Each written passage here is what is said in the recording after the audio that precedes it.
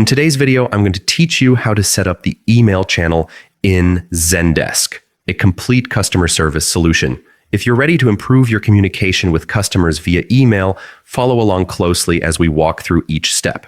Open your preferred web browser and go to zendesk.com. On the homepage, locate the Sign In button at the top right and click it. If you're not already signed in, enter your email and password carefully to avoid login issues. Then click Sign In again. Once logged in, access the Zendesk Admin Center. Click the settings icon, usually in the bottom left of your interface, then select Go to Admin Center. This is your central hub for managing all aspects of Zendesk.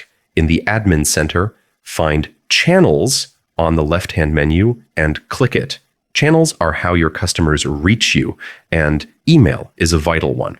Select email, then click Add Address. Choose Connect External Address to link an existing email account to Zendesk. For this tutorial, we'll use Gmail. Click the Gmail connector, then select Continue with Google. Follow Google's prompts to securely authenticate your account.